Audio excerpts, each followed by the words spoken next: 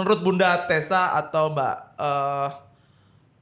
Bunda Erika dan Mbak Tessa, ini masalah utamanya ada di Erick Thohir tetap ya?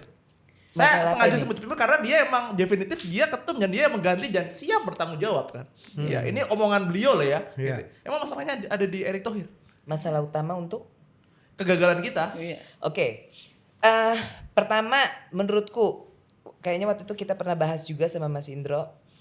Salah satu faktor yang membuat kita jadi akhirnya seperti sekarang, ya termasuk salah satunya masalah kegagalan. Not only kegagalan, tapi juga menurut aku bukan hanya masalah timnas, tapi baik itu pembinaan dan sebagainya ya, sepak bola putri dan ini tuh salah satu masalah utama itu adalah pola komunikasi publik yang sangat buruk dari federasi. Itu awalnya, sehingga kita jadi gaduh, selalu banyak drama, banyak gimmick gitu ya. Itu karena pola komunikasi publiknya yang buruk. Tidak ada transparansi, ya kan? Dimana sebuah federasi yang maju itu harus ada transparansi, harus ada parameter, ya kan? Harus ada blueprint, roadmap dan blueprint yang jelas, gitu loh. Ini, nah sementara tidak pernah sedikit pun atau sekalipun federasi itu menjelaskan secara detail, ya, apa isu-isu yang sedang beredar di luar. Sehingga seolah-olah dilakukan pembiaran dan akhirnya menjadi bola liar, digoreng-goreng, ya kan? Iya. Setelah itu nanti kalau kira-kira sudah, oh ini dia nih, tangkap, suruh minta maaf, ya kan? Dibilang katanya hoax dan sebagainya. Ini saya mau infokan juga ke teman-teman mungkin akun bola atau mungkin teman-teman ini ya. Kalau kita dituduh menyebar hoax, selama yang menuduh itu tidak bisa memberikan bukti, ya, bahwa itu benar hoax. Karena pada saat kita dibilang itu hoax, si yang mengatakan bahwa itu hoax harus memberikan data yang benar, ya, harus memberitahukan kebenarannya disertai dengan bukti, data dan fakta. Kalau tidak, dia tidak punya hak untuk meminta kita minta maaf. Iya kan? Gitu loh. Saya nuduh Mas bersalah. Kamu nyuri ya? Gitu misal, sorry ya nih. Atau kamu ngerebut pacar aku ya? Gitu misal. Ya gak mungkin Masnya dong. Ya kan? Bahaya. Enggak. Oke, sorry misalnya gitu. Kamu memfitnah saya ya? Enggak. Ya kamu memfitnah saya gini-gini. Buktikan. Kan gitu. Nah ini loh datanya. Ini loh bukti screenshotnya. Ini loh fakta kebenarannya. Kalau nggak bisa. Nah ini yang sering akhirnya terjadi seperti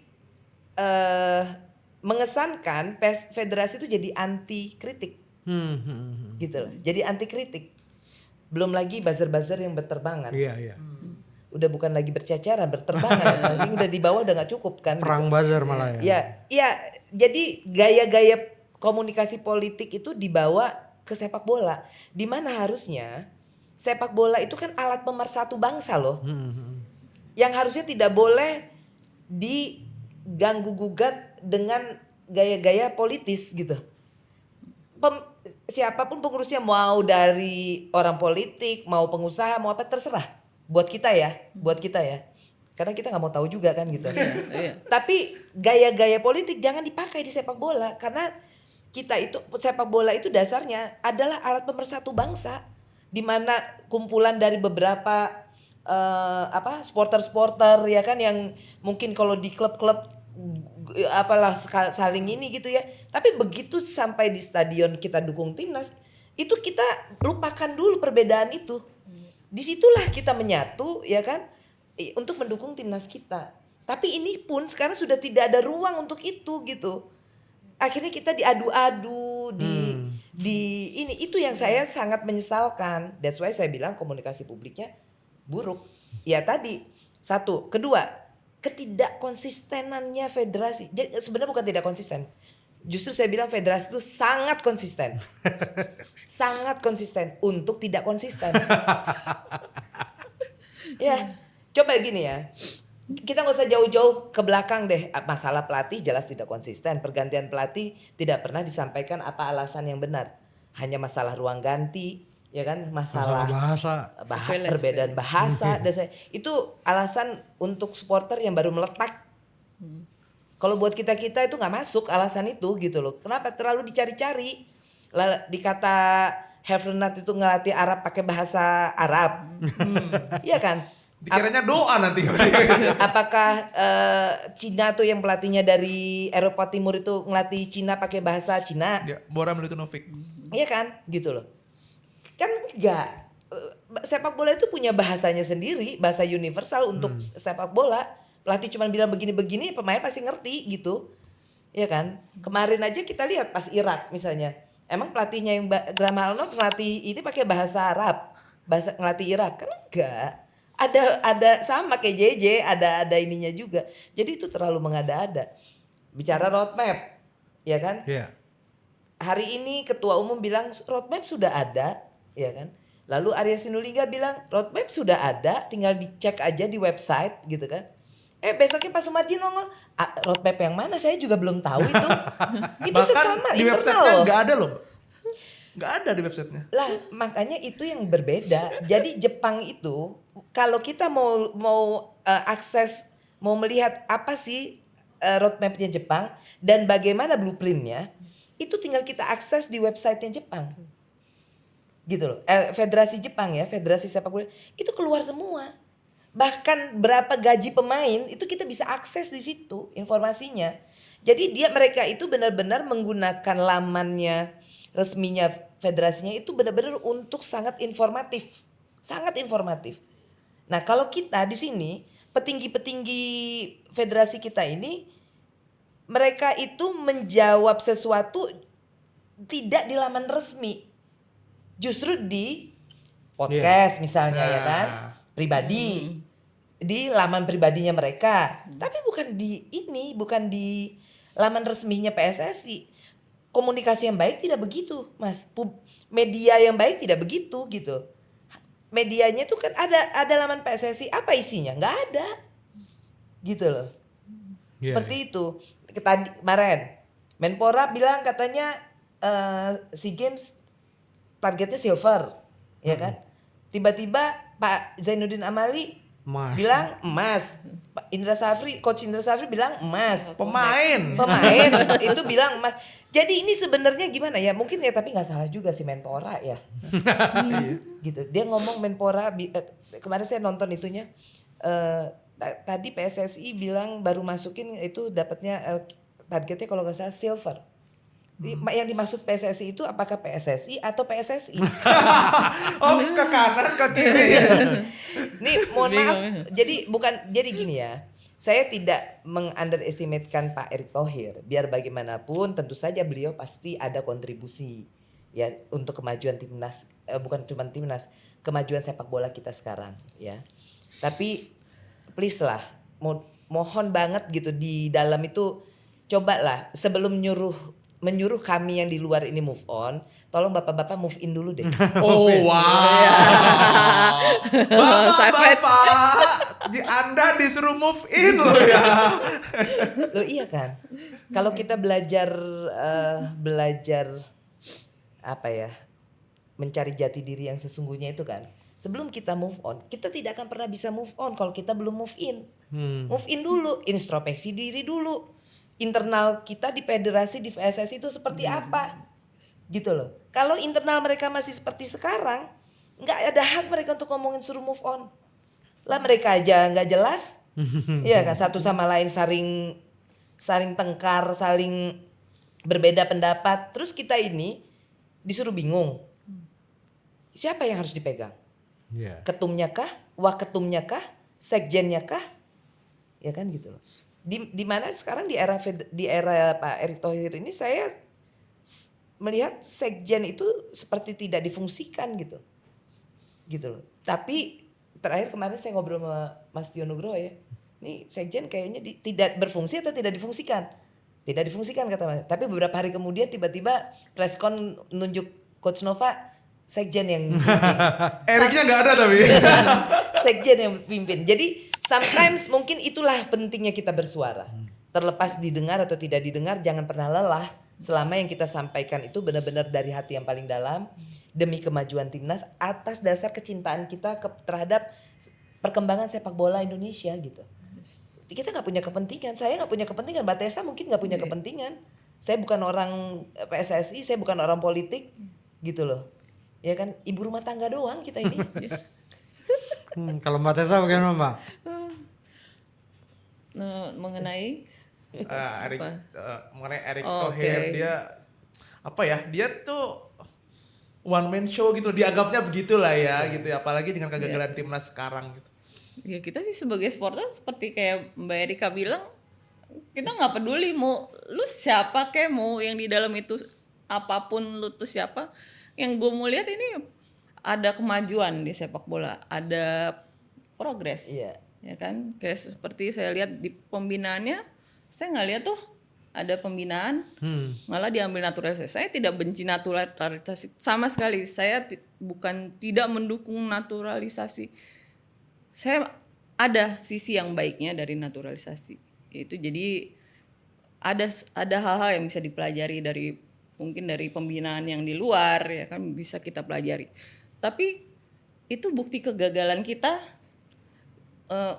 tidak adanya pembinaan. Jadi naturalisasi itu menurut saya bukti kita gagal dalam membina pemain-pemain di Indonesia.